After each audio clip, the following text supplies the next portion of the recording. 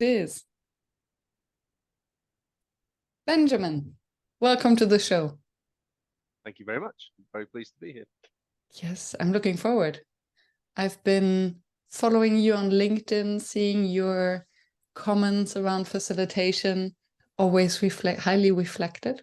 So now I'm ready to dive in. And in our exploration call, we were speaking about facilitator jargon and the woo-woo and how much of all of this is actually real. So I am, excited to dive into that one. Excellent. I've been listening to the podcast and really enjoying it. And it's fascinating, isn't it, how many different angles there are to conversation about facilitation. So hopefully we'll add a couple of different dimensions today.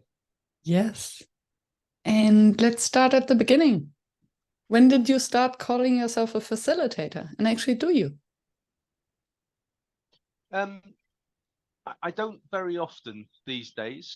I am in a facilitation space quite a lot, but I probably started when I first became a consultant. I used to work in public services in the UK, and I've been in and around public services most of my career, and had some really good training back in the day, corporate training catalogue of Hammersmith and Fulham London Borough Council. And I had training in train the trainer and some kind of core facilitation skills. And then I went to work for PwC, and there was definitely a period when I was quite invested in being a facilitator, amongst, of course, a number of other things, because consultants like to think highly of themselves and believe that they can do a lot of things. But these days, although I do a lot of facilitation, I probably don't have that identification anymore in my head as an identity. And I don't use it as often. Although, interestingly, I do some teaching of facilitation skills and facilitation approaches. So that's up there as a heading. So I have a bit of a conflicted relationship to the word, Miriam, I think. Beautiful. You're not alone. I think most of the guests have. And what I find interesting is to use facilitation as a consultant, because somehow I always thought that these are two so inherently different concepts. Where on the one end of the spectrum, you have someone, as you say, telling you what to do, the consultants. On the other spectrum, those believing that all the wisdom is in the room already. I think that's right, and that's inherent in facilitation itself, isn't it? I talk quite a lot in both my consultancy and facilitation about the work of Peter Block.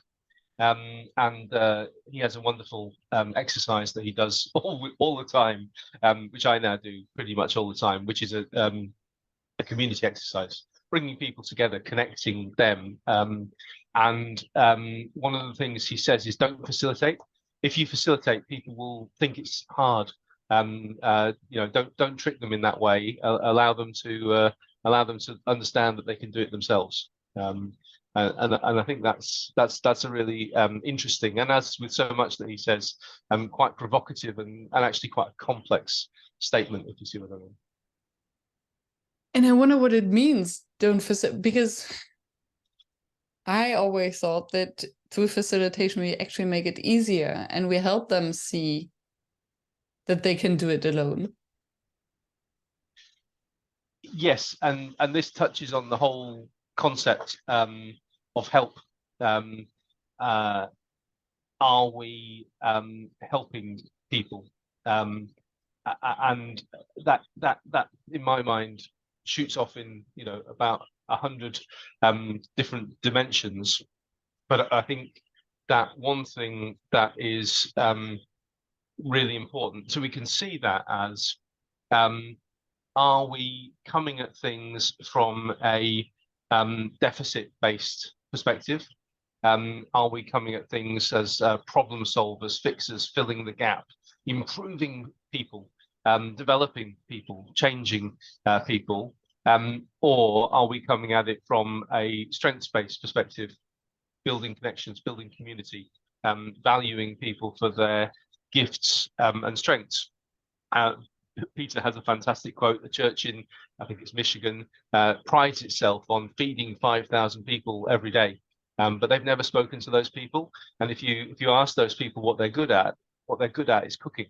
You know, so and at the same time, I was, somebody quoted back to me something that I once said in an online conference, which was that all sufficiently developed management practices approach Buddhism or Taoism in the sense of becoming ambivalent about what's good and bad, and what counts as progress, what counts as value, and accepting defeat and failure just the same as two types of imposters.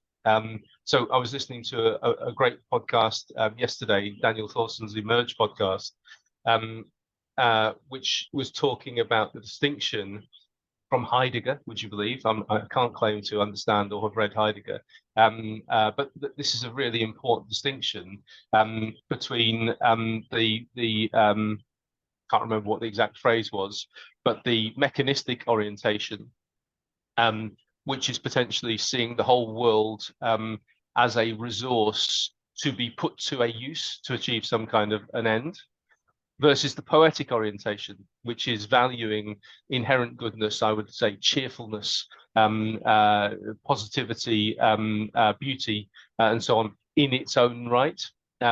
So I think there are some quite fine distinctions here, where what we would love to do, but we can't get at it by instrumentalizing it. What we would love to do as facilitators is to take that strengths-based community approach and find ways to create beauty and enable beauty and connections and compensation for the weaknesses of each other with strengths.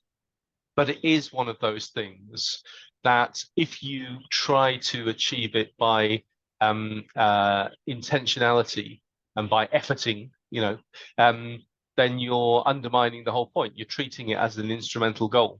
But if you can actually get into that Zen space of allowing it and connecting and supporting somehow and enabling, then it might occur.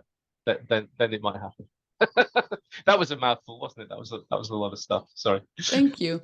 And there's a lot of stuff and a lot to unpack. And at some point I saw this difference between consulting and facilitation, where the facilitation comes in with creating the spaces where this emergence, the strengths-based approach can happen, whereas consulting must come, I think, by definition from a place of scarcity, because they need to be needed. That's a business model. Then there is not enough, and we do need to help to fill that gap and to fill that void with knowledge that is missing. Whereas for me, facilitation comes from a place of abundance. And yes, I understand that if we force it, then we won't achieve it. I think that's the catch-22 that you were just explaining. That's On right. the other hand, and I think there's a distinction here, because if we want to create connection because we want it, then it's our goal. And I think then we are abusing facilitation, which is to be in service of the group. So the Zen way to let go, to surrender, to create the space for the people and to trust that in the space something will emerge. I think that's a pure facilitation way. I mean, these things are definitional. I would say there's no point having an argument about it, in the sense that you can approach. If I think about the book The Skilled Helper, or the book The Skilled Facilitator, or not wanting to just sort of be Peter Block's representative on Earth, but the book Flawless Consulting, Those are about bringing that abundance, perhaps, but partnering, alongside strengths-based approach to consultancy, I would say. So I do think it is possible, very challenging, particularly with, a lot of the times the way we're employed, the way we're contracted, the way the businesses work and so on. But I think it is conceptually possible to approach consultancy in the way that you're describing under the word facilitation, whereby the purpose is to is not to fill a knowledge gap, but to align with somebody who is trying to make a decision, achieve something in their business, and partner with them and learn about their system together based on your shared expertise, which is something different from facilitation, but I do think is carrying through that fundamental approach that we've just been talking about, if you see what I mean. Yeah. I talk a lot about, and I think this is really a useful input to facilitation, in both Peter Block and Barry Oshry, and it's really interesting, and we might even touch on this, that so many of the gurus, and I will call them that, appreciating that that's cultural appropriation and in some contexts could be offensive, but they are these big figures, are white Jewish men, not, and then there's that opens up a whole complicated space, but they're Jewish Americans of a certain period.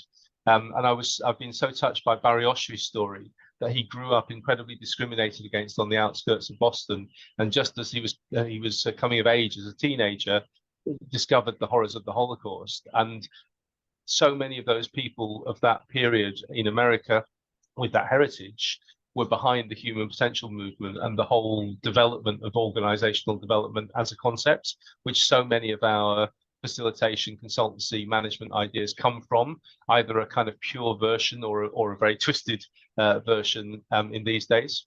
But two of my heroes, Barry Oshry and Peter, independently, I think, came up with different models about when you enter into a space as a consultant, you are faced with this pressure to be of immediate use, because you know less about the system of the client than they do, and you're in a vulnerable position. So you've been hired, so you can be fired.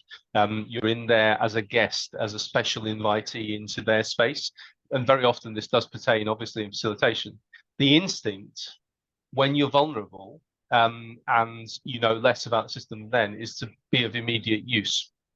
And the ways to be of immediate use are either to be a leader, a director, telling them, giving your expertise, this is how you should do something, or a servant, tell me what to do, how can I be helpful, how can I make myself helpful to you? And they point out that both of those routes are routes to failure, to being abused and misused, to being rejected by the system ultimately, because you're not adding your true value, and that the necessity as a consultant, and now then I'd love your perspective on how much this rings true as a facilitator, is not to be of immediate use as an expert or a servant, but to hold the space, hold the tension, and get alongside your client and look at their system together, as I said before, so that you're bringing your expertise, which is probably what you've been hired for, but their understanding of their context together and working as a team to help them to achieve whatever they're trying to achieve. Does that make sense? I think I lost you. Okay. Or you lost me.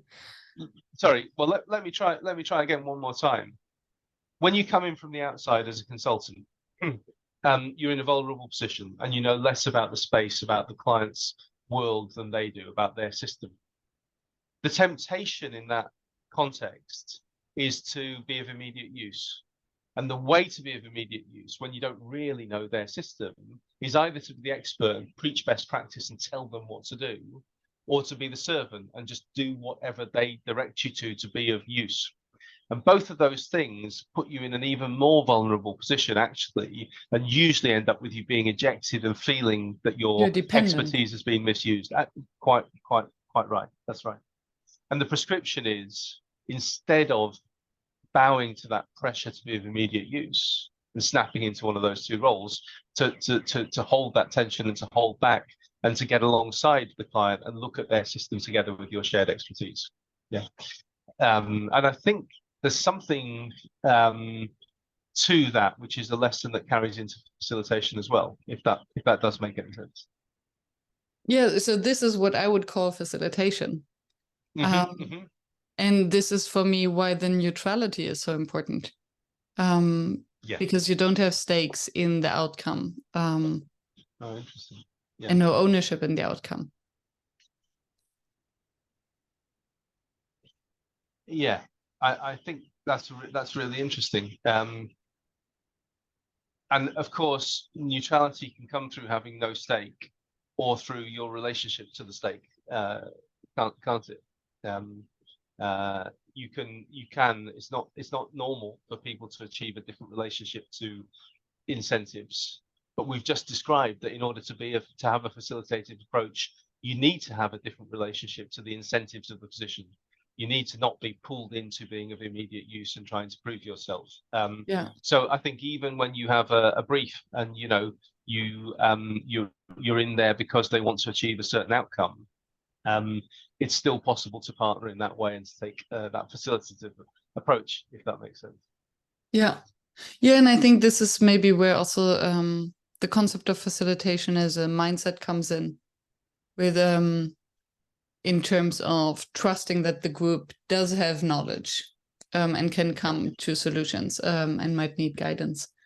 And I think the reason why we scheduled this call, or what we wanted to explore was, and I think this is this conversation, or what you were just sharing, points at it, that there's this view of the consultant as someone who gets a high pay, is strong, has something to say, has impact. Yeah. And then there's this view of the facilitator who comes in with sticky notes and a little bit of music and lots of woo-woo, doesn't get enough paid and is weak. And I want, because for me, in my perspective, it's the facilitator is extremely powerful, but stays in the background and isn't part of the real conversation. And I think if the facilitator did a very good job, nobody will ever speak about the facilitator again, because they think that they didn't even need them. Whereas a consultant did a great job if their brand and their logo is stamped on every page of the strategy. Not all consultants think that way. I think we need to break away from this dichotomy. But yeah, really, you know what I'm saying. Yeah, so what is it, and why does facilitation has such a bad, or sometimes such a bad connotation? Or well, I think part of that is the element of cringe that we've come to expect from a lot of facilitation. You gave some definitions, the post-its and so on. I could add, that they might have a Tibetan singing bowl to mark the end of the sessions. I haven't got one of those. I've got similar devices though, but I certainly know some facilitators who do have them. I think one of the aspects, and it's only one of the aspects, and it might mask something else, is that there are tropes and cliches and kind of groan-inducing things that facilitators often do, and that have now been spotted as techniques, as things that we're doing by a lot of groups, not every group, because it's always different every time. And so I think that's one aspect that I want to name, that facilitators can have become very cringy and rather cliched, and that people are now wise to that. They're spotting us coming, and reacting to that. Where do you think is this coming from? Because I remember the early days when I started the podcast. Words or terms like holding space, or there were so many words or concepts that were very alien to me, and now I use them as everyone else. Yeah. Or building a container. There was another one where I was in the beginning like, okay, so we hold space and we build containers. What is that? Very intangible language. And still there is, and we cannot use it for external, for clients, although very often we forget that not the entire world understands facilitation jargon. Is there something similar in the consulting world? And where does it come from that it's so strong amongst facilitators? There certainly is something similar in the consulting world, and probably in line with the expectations of facilitators and consultants that you talked about earlier. I think it would be taken. It's taken with facilitation as a kind of amusing embarrassment, and with consultants much more cynically. I think the equivalent cliches for consultants would be, I probably won't even go into naming them, because that might not be a useful use of time, but would be more cynical, would be more negative, would be seeing the consultant's intent as more aggressive, whereas the facilitator's intent is seen as uniting. Well, not negative, but also not necessarily welcome. Exposing, perhaps, putting people into a discomfort zone, or just something that you've done many times before. So, what drives that? I think what drives these things becoming cringy. And by the way, I think holding space and building a container are deeply meaningful, really, really important concepts. Yes. Actually. Yes. I think there's a few things that drive. So one is over familiarity, right?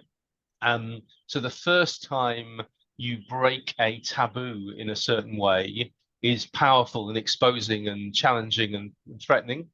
The seventh time somebody invites you to break a taboo by, getting rid of the chairs and standing in a circle, it's like, oh yeah, I've done this before. You see what I mean? And if the consultant thinks that if the facilitator thinks they're doing something really powerful, but you're like, yeah, but we did this 3 weeks ago with that other facilitator, then they are in the position of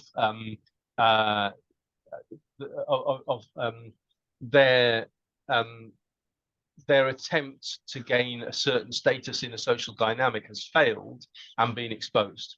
So there's an equivalent there. So one thing I think is over familiarity, and I just want to add to that I think people doing facilitation at a very surface level, and doing it with the intent of achieving, because you can instrumentalize, a really good facilitator might fade into the background, but certain really skilled facilitators have a certain social status, so you can instrumentalize going into facilitation to try and achieve that social status. Do you see what I mean?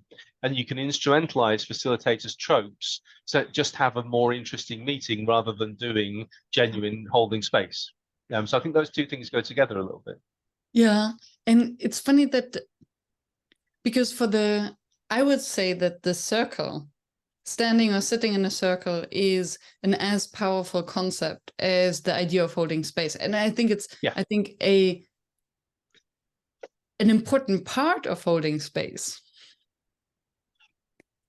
Yes. The removal of obstacles and the creation of transparency and the facing each other literally. So And being an equal relation to each other. Yes, yes, absolutely. So I wonder whether it's then the attitude, or what you said, that it's the our relation, how mature we are in facilitation, whether we come with it, oh, let's do something taboo, and expecting a big wow or a shock, whereas the participants think, well, that's what you guys do. Yeah, I think that's great. That's a really good observation. I think the intent and the skill, capability, the practice behind it, do make all the difference. Absolutely. Absolutely. Because for me, it's it would rather be the opposite, that if I put the chairs in a circle and the client is surprised, that I'm surprised about their surprise. I'm like, are you really telling me that I'm the first person doing this with you or to you? Yeah, yeah, yeah. Although that still happens sometimes, doesn't it? That is the fascinating thing. We can never make assumptions, in my experience, about the exposure of clients to this kind of thing. And sometimes the dynamic can be from the other direction. You know, I've done quite a lot of challenging things in my life. I've done rejection therapy and shamanic trance dance, and you know, forming in front of people in all kinds of ways, which can either boost your ego or hopefully help you to lose your sense of self-importance. And sometimes you can simply stride into a client space and say, right, let's, you know, move around the space in this way, or let's do this in this way. And it's perfectly normal to you, but it's an incredible shock to them. So that can still happen in my experience, you know, however much we think these things are cliche. So it can work on the it can work on the other side as well, if that makes sense. Yeah. And then, and you used the word cliche. To what makes a cliche, and what makes it so bad? That's a really good question. I think a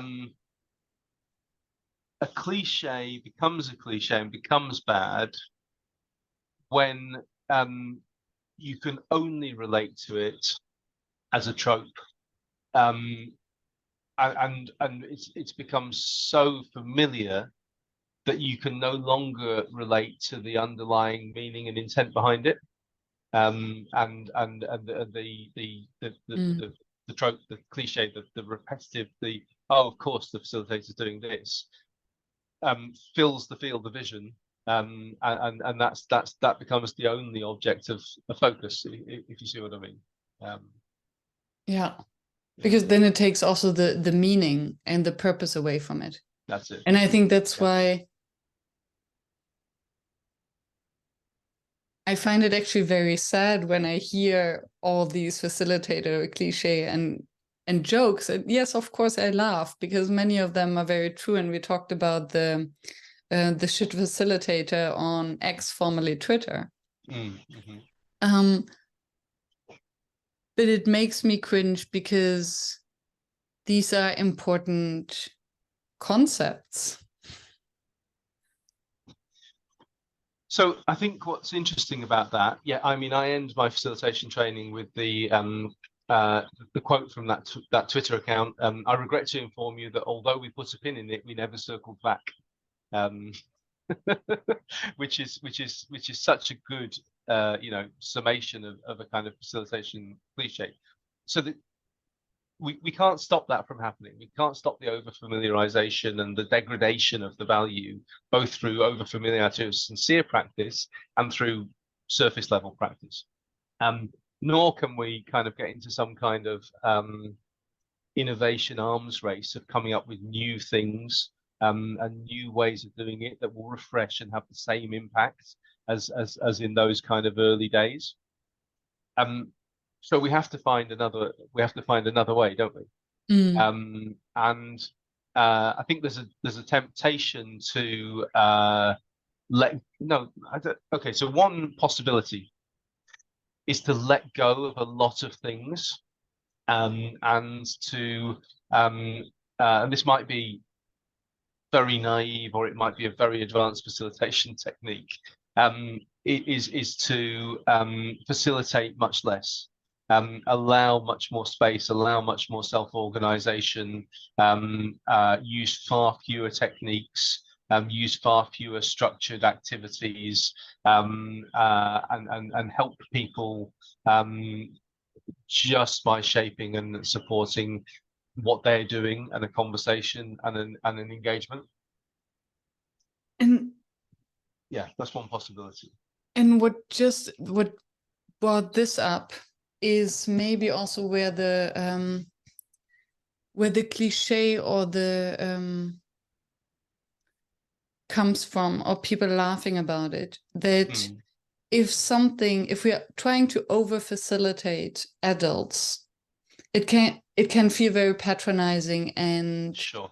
And if we then come with icebreakers and silly games, we can put people in a very uncomfortable place, where I think if we just stick to the ground rules of facilitation, to help groups to listen to each other, ask curious questions, and to defer judgment, this takes most of them out of their comfort zone enough. They don't need any touchy-feely games around it. I think that's right. Yeah. And I think what you say, that most groups lead less facilitation, that's then the high art. Because I remember I was working with a client, and I wasn't even aware of the impact the art of facilitation had, or the way I did it, until ways after, when they told me that they were used to a command and control micromanaging way of working. And then I came in, I was like, okay, so you do this, here are the instructions, and you find, and then they ask questions, but how do we do that? And where do we go? And like, look around, you'll find some people and you find a way. Yeah, yeah. And they found this experience transformational, because the managers realized that their people have actually creativity and self-organizing skills that they didn't even expect. Yep. And therefore the form of the session has a lesson in itself, and is a vital part of the outcomes, isn't it? Absolutely. Yeah. And maybe that's something that we often forget, that there are always different components and levels. I absolutely agree. No, that's great. That's really powerful, Miriam. Just to go back to something you said a little earlier, I think you put your finger on the fact, people are resistant to, as soon as people latch on to the fact that you are trying to shape their experience, then that becomes that triggers some of these defensive, triggers the cliche, triggers the social derision, and so on. Yeah. So the I effect think of that's feeling part staged. of what's going on. Exactly. Nicely put. Yeah. And I mean, sorry, go on. After you. I was just thinking back to what you said earlier, that there's so much willingness to create this collaborative spirit and this free space, that there's a tendency then to force it onto people, which then destroys actually the space we wish to create. Nicely put. I absolutely agree with that. So I think it's worth saying that even when I am sort of talking about the apparent tools of facilitation wearing down and becoming blunt and becoming, less useful, I think there's still a lot of space to be filled in and developed and explored, in terms of actual, straightforward facilitation skills that even in the 60s would have been recognized as such and would have been useful and so on.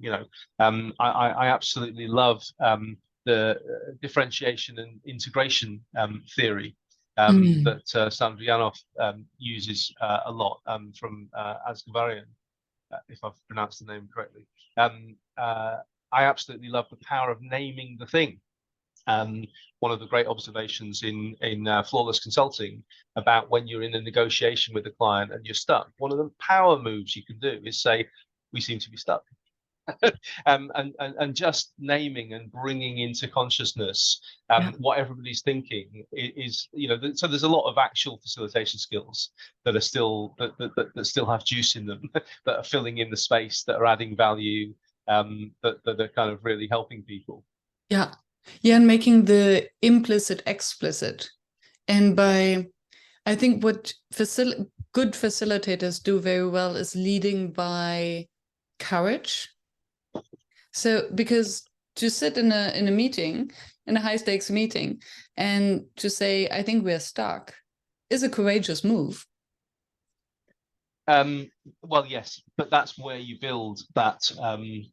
That's where, in order to be an effective facilitator, so you need to be in a place. Well, you are going to be. You need to be in a place where that move is available to you. That's the point. And I think if you're in the place where that move is available to you and it's courageous, that's one thing. But then there's a different space where that move is available to you and it's not courageous for you at all, because you have that distance from the social dynamics of the group.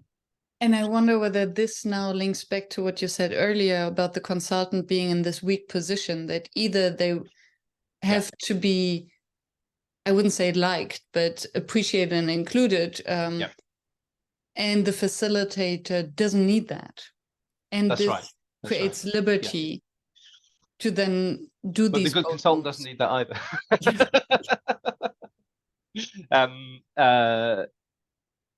And so that, you know, I used a little sneaky quote from Kipling earlier on to treat success and failure as two imposters that are actually similar, and there's that level of detachment, if you see what I mean, that's really, really useful. There's a power that you can bring into a situation, and that can help to surface things, and so on. But by the way, it's also important that you don't get hung up on your power to surface things, right? You know, there's a fantastic piece by Marvin Weisbord, who partnered with Sandra Yanov for, I mean, they were life partners and worked together in Future Search and the like for decades. I think it's techniques to match our values, but there's a number of great papers that he's written, and he makes the point that, and actually this is in their book, Don't Just Do Something, Stand There. Yeah, which is let people hide their hidden agendas. So when you transcend the enmeshment in embarrassment and social value to some extent, you know, for you're still a human being, you can get really high on high on your own supply if you're not careful, and really go around, you know, lifting up rocks and surfacing hidden agendas and waking sleeping dogs. And at a certain stage, you've got to say, you can do that or you can not do that, and that's an important thing to have a neutral relationship to as well, if that makes sense. Does it serve the group? Does it serve the purpose? And is it necessary? I don't know who came up with these questions. Is it true? Is it necessary? And is it kind? Interesting. Yeah. Before saying something or engaging in something. And I think revealing hidden agendas can sometimes be true, but maybe it's not necessary or it's not kind. And then there might be other ways. And in other times, it is maybe the kindest thing you can do for the group. Absolutely. Yeah, absolutely. Absolutely. It's really, really hard to make legible, to systematize when that would be the right move and when that would be the wrong move. It's maybe impossible, you know, like most ethical decisions, I suppose. I think so. Yeah, because it's then there's this thing like gut feeling or just sensing what's the right thing to do right now. Yeah. According to you, what makes a workshop fail?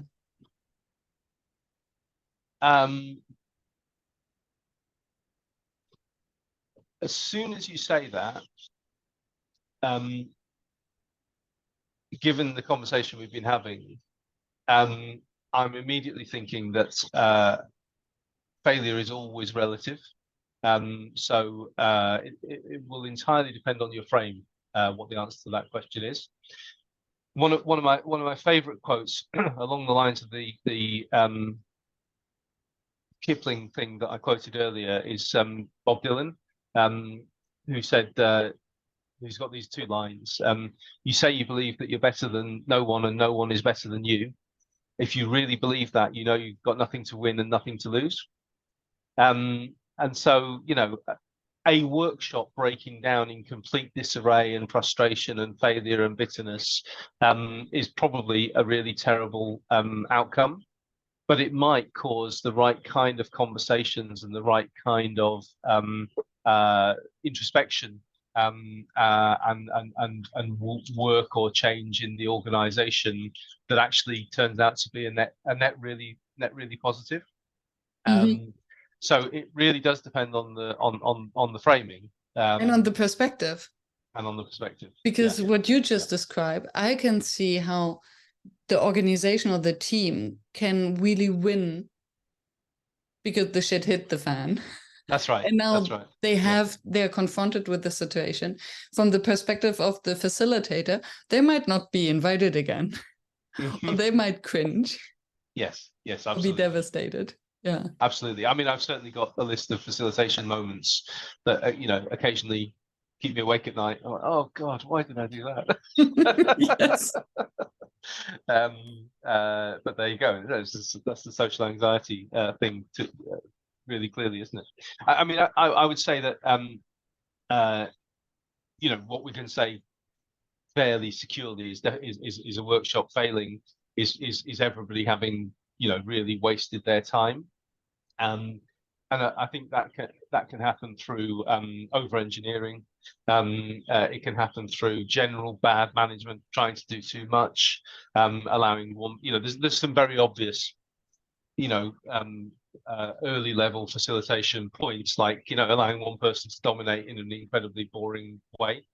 So, you know, obviously there are loads of ways that a workshop can really fail, and I don't think that I have one kind of unifying theme for that, if that makes sense. I don't think there's an easy answer to that question, Miriam, really.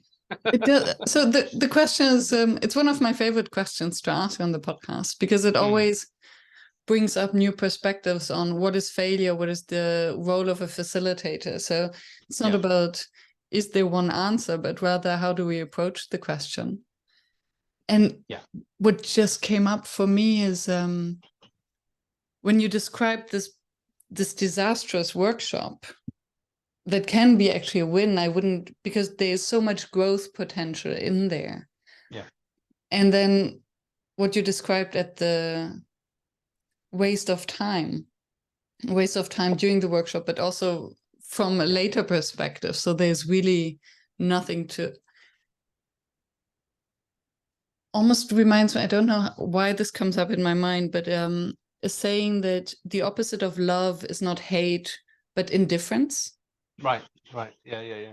And so the opposite of a successful workshop with bright ideas and outcomes and innovation isn't the complete failure in terms of disaster, but it's just this indifference. Well, I where think nothing has changed. You know, we could go a lot closer to your original statement as well. Growth potential was the thing that you named. And so, you know, a workshop is a failure if it generates zero growth potential. That would be that would be a nice way of putting it as well, I think. I do want to make a point. You know, I talked earlier about some of the cliches arise because people take the surface level of the facilitation technique or trope without understanding the intent. And I do think that there is some risk of people walking into. I draw a distinction. It's a terribly elitist distinction in a way, so I'm not completely comfortable with it. But I think there is a difference between shallow facilitation and deep facilitation, and I think knowing which one you're doing is actually quite important. There's nothing wrong with being a shallow facilitator, grabbing one of the liberating structures and having a slightly more interesting and slightly more productive meeting with post-its instead of a very boring sit-down meeting. But where I see a definite risk is people accidentally and without preparation or capability or being able to hold the container, getting into deep facilitation, just wading in there without realizing, if that makes sense. This makes a lot of sense. And I think the way you put it of what a cliché is and how it arises, I think was on point, that it's using concepts that have depth but not going into depth and not seeing it. Yeah. And yeah, if someone comes in after watching a YouTube video on facilitation, or I think there are many courses on facilitation that teach techniques and tools and don't touch the inner work or even the deeper meaning of these tools and what they can do to a group and individuals. And then they run off and believe that they can do deep facilitation with shallow tools. I think that's very dangerous, because we might open a Pandora's box. Absolutely. I mean, some would say that the deep facilitation that's invisible could sound like the most manipulative type of facilitation, if you see what I mean. And I think so it is. It's interesting that on the other side, it's manipulating people's frames and perspectives and experience and so on, isn't it? So it's I think our you have job. to be super clear about that. It's what, sorry? It's our job. And it doesn't mean that it's negative. I think manipulation has a very negative connotation. But if we want to transform perspectives and change people's lives, how else to do if not through manipulation? I mean, I think it's important. There is something in there about if challenged, if held to account, or if the moment is right, would you be able to bring to consciousness and to bring to legibility and share with other people how they're being manipulated? Do you see what I mean? Is that potentially available to the participants in the session to inquire into, or is it completely obscure from them? Do you see what I mean? Not sure. Right. So I think that it's that kind of manipulation is more defensible if you could, if called to account, know how you're manipulating people and share with them how you're manipulating them, and they wouldn't be angry. And I often actually do, I must say. So I would ask the group, so why did we do that? And so the standing or sitting in a circle is a very manipulative act. Right. Absolutely. And that's partly what people are reacting to, as we said before, because they become aware of it and they think, hang on, I'm being manipulated. But then if you allow consent and you can, I think it's a great technique to ask people why and to explore why. And on the other hand, and on the other hand, having rows of chairs with a stage and a big picture of a speaker is as manipulative, but in a different way. Absolutely. Absolutely. I remember I was just so fascinated. If you remember Rebel Wisdom, the video channel, and they were part of the intellectual dark web or something like that for a while, and they held the closing ceremony. They closed out their thing, and it was very mindful and very deliberate. It's the end, and they held this campfire gathering in London, and I would have been quite interested to attend. I wasn't particularly. I was interested in some of their material and so on. But I saw some coverage of it, and it was called the campfire, but there was a circle of chairs around the stage with people up on the stage and speakers, you know. So it's just like it was the opposite of from that image of what was described. So that I think that's an example, and you're absolutely right. My mum used to quote, "Settings have plans for their occupants." And one of the things I always teach in facilitation training is to be aware of the implications. You know, the meeting is the message, right? Very similar to what you said before. The implications of the space carry a message, and there's some technical, you know, systems language for that. That they create context cues that shape our behavior. Yeah, so it's all about bringing to awareness manipulation and shaping. Perhaps we should use a more neutral word than manipulation, but Priming. that is what it is, as you say. Yes. And I mean, I have an academic background in behavioral economics, right? So reading studies where you would see, or where you would find that people behave more honestly. Yeah. If you just put a pair of eyes above their screen, and suddenly they stop cheating because they feel watched. If something as subtle, not even subtle, like this has significant change on behavior and how honest we are towards a computer screen, I think everything we do, and I think for me that's also what I love about facilitation. Everything that we do has a purpose and helps the group achieve their goal, to open up and to have these conversations that otherwise they wouldn't have. Absolutely. Yeah. No, I think that's right. And in a way that you could have a very valid definition of facilitator is somebody who works intentionally to shape context, isn't it? Yes. And that could be very occult if you're not careful. But there is that level of being accountable for that that we brought in. I think could be fun to play with. Yeah, and I think that indeed, for instance, I think great cult leaders are great facilitators. Must be. Yeah. Maybe they don't. Well, at least on the surface level, maybe they not always have the best intention for the group. Yeah. But I think the skill, what they're using, and then it's even when you look at religious movements, they also rely on facilitation skills, or use what it takes to bring people closer together to each other, to themselves, to their spiritual calling. A friend of mine is at one of the great big, almost revivalists like Tony Robbins events right as we speak right now, and that's a great example where, depending on your awareness of context shaping, you're going into that to be manipulated. You know, I went to one, I got manipulated. I was on an incredibly healthy diet and thin and full of energy and amazing for about 5 years till it wore off.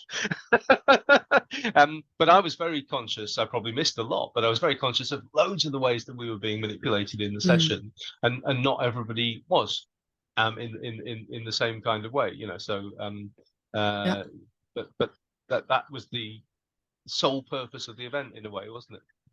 Very true. And as you say, I think everyone who signs up for a Tony Robbins event, and I think Landmark is similar. I signed up for Landmark. I was very consciously manipulated, and learned a lot about effective facilitation. Yes. About myself. Well, it comes from the same roots. Landmark, which I, have some concerns about personally. For good reasons. Right, very directly comes from the encounter groups and the T groups that were developed in. I'm pointing to California, in the beginning of the human potential movement, which went into MK Ultra in the CIA, and went into your and I kind of, cozy learning circles, went into case in point practice in adaptive leadership, and so on. So we really have to be really conscious of the dark side. Occult is a good word because it's hidden, it's manipulative, it's dark, that comes along with all of this. But really important to say, those people who are anti-facilitation, always got context, just like you're talking about in behavioral insights, that there is always a context that's shaping behavior, whether it's intentionally designed or not, isn't it? So what's so terrible about intentionally designing the context? Yeah. Yeah, isn't it interesting? Because, for instance, when someone intentionally designs the context of a dinner invitation, would anyone feel manipulated because they're having a good time? And because someone thought of where they would sit and what they would eat and what music they play and how the decoration contributes to the experience. And I think it becomes manipulative if it's not intentional, or it becomes cringy either if it's not well designed and intentional. So you can see through, and it's a nice try, but yeah. Absolutely. But by the way, I think there's probably some mileage now that facilitation has become so visible and known and all the rest, in going back to some really old school facilitation, because I think some of that, setting out the tables and getting activities and all the rest of it, I think for some people now that would be really refreshing and kind of like, oh yeah, I've been to some workshops like this 20 years ago. Can you give an example? Going through a process of intentional organization design with principles and dot voting and prioritization and then options creation, and all the rest. I haven't done that recently because it became a trope that people were kind of familiar with.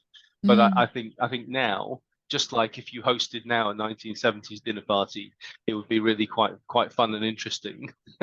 I think now in facilitation, you could go back to something like that, and people would go, "Oh yeah, this is fresh," or at least it's interesting, it's different, and it would work because now what I'm saying in a way is, if you suddenly did a facilitation where the manipulation was quite strong but very, very clear to people, they'd probably play along with it and it would probably work quite nicely. The shaping was quite strong. Yeah, how the things always come back, but then in a new shape or form. Exactly. That's it. Yeah, I think that's right. Yeah, and I think the level of trust is this would just came up for me. How much are you trusted by the group as a facilitator? Whether they'll follow you into this manipulative process. That's right. That's right, and that's always that's always an important factor at play, isn't it? And it's not necessarily, again, that high trust is just better than low trust. I have a few warm-up activities which reveal me as being untrustworthy, where I'm kind of playing a small trick on people, and then they realize it, and then I say, it's so don't assume that I always completely know what I'm doing. Don't assume that I'm completely trustworthy. I'm here for a good reason and trying to achieve the results. But I mean, I don't say all those words, but I don't want to. I'm quite defensive about that manipulation capability. And if I'm in a situation where there's potential for me to manipulate people, I'm going to really try and make that clear, and put them on warning and put them on guard, and hopefully in a positive way. I mean, a friend of mine got a job. He's an incredible facilitator and counselor and coach and so on. He got a job for, I won't say which organization, but an organization that 15, 20 years ago was at the real cutting edge of kind of human-centered organizations, with a charismatic leader, with a fantastic book and all the rest of it. And all of these people were signed up as associates and as part of delivering this great big movement. And the leader of that movement got up on the stage and was doing the introduction for them and all the rest. one of the first things he said was, read every letter of your contract.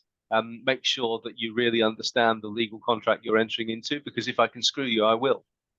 And it was like, what WTF?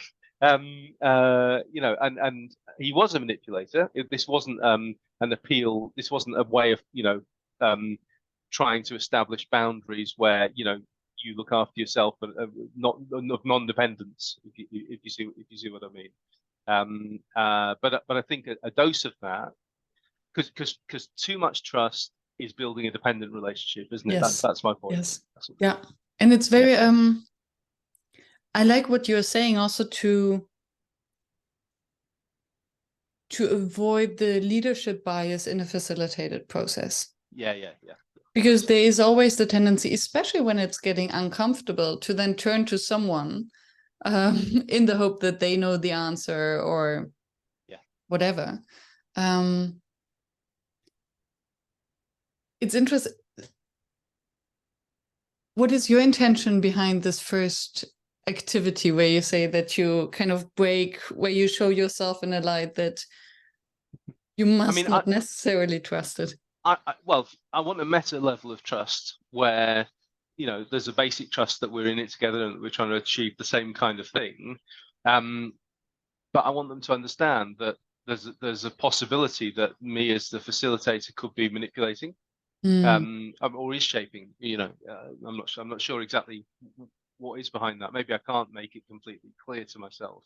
And partly it's guarding against me being tempted to use my power for evil, kind of thing. Yeah. So does that make sense? You know, totally. Yeah. And where there's a choice, I'm always aiming for interdependence, where, you know, everybody is fundamentally independent, and I think that's a great, you know, that frees you from a lot if you really are able to take that perspective. But we're interacting and working together.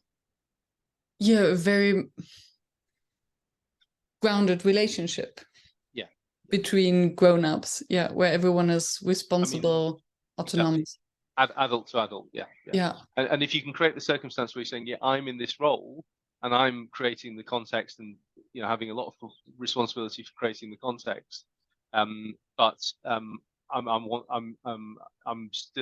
only going to do that on the basis that we're interacting as adults, as equals. That's really important, isn't it? Obviously, it's valuable if you can do it.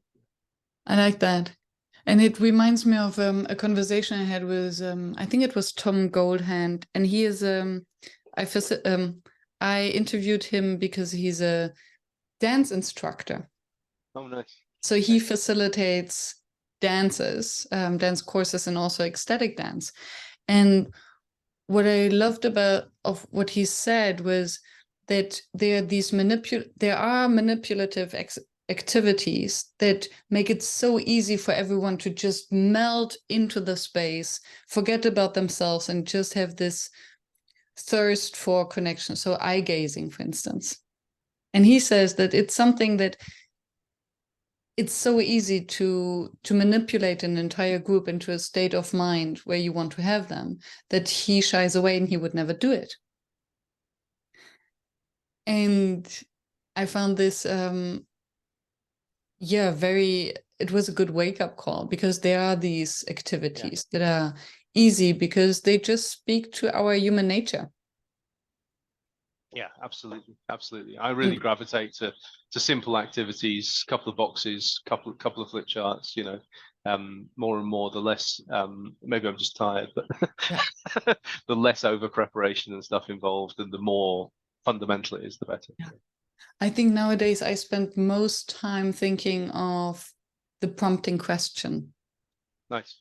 Yeah. That I invite groups to, because that's all what it takes, and then giving them the opportunity to speak and share about a question, and helping them to learn how to listen and how to speak. Don't need more. No. Maybe that's the most manipulative act, to give people the sensation how it feels to be listened to and heard and of course it is. Understood. Of course it is, in a way. You know, it's interesting because with all of this, one of the things that I still haven't quite cracked in my facilitation work is when people are like reporting back in, even if we're in a circle or whatever, getting them to orientate themselves to report to the group, not to me. Yes, yes. And I wonder whether it's a personality type thing. And I wonder whether it's discomfort or insecurity. Because addressing, especially when it's a group of colleagues, and then addressing it to you makes it a little bit less vulnerable, maybe.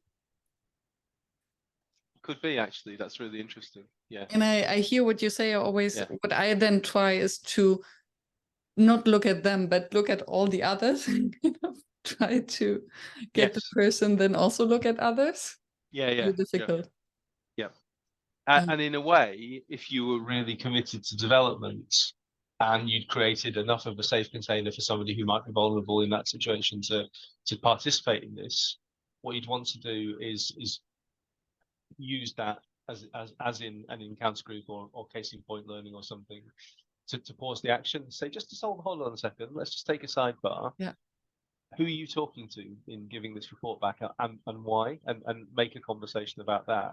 That could be very developmental if the circumstances were right. And I think you have to be very skilled for that, because what you don't want is that the person then feels dismissed about the content that they wanted to share.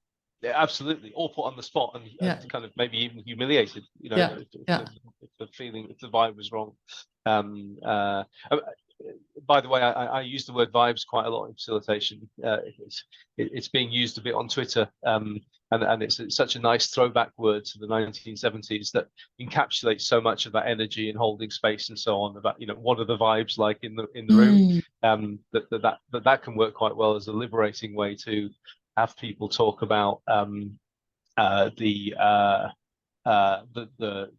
non-visible, the non-tractable part of the meeting. Yeah, good one. What remains your number one facilitation challenge?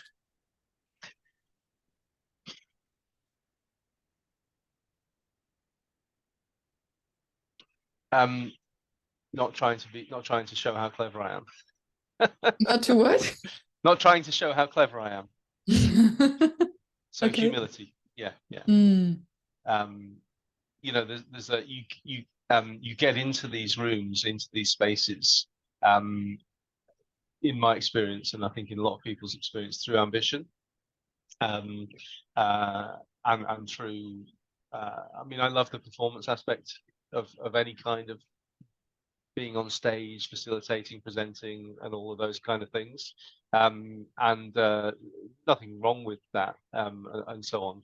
But actually, it's to show how clever you are, or those kind of ego things, certainly are a distraction and another issue that's not part of real good facilitation, I think. Yeah, thank you for saying that.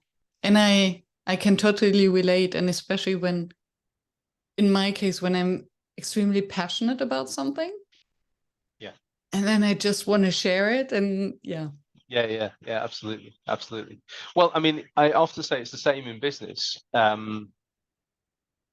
Caring about a topic is to a certain extent disabling.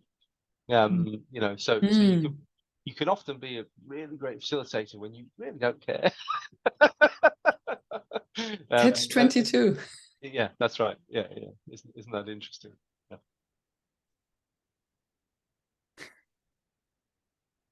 It's like a mic dropping moment. Thank you. Thank you. It's been really, really fascinating. Really interesting. Yeah. Juicy conversation. Absolutely. Thank you for that. Pleasure. Thank you, Miriam. I'm not sure where we're cutting, but that feels like a great time to stop. And I think so too.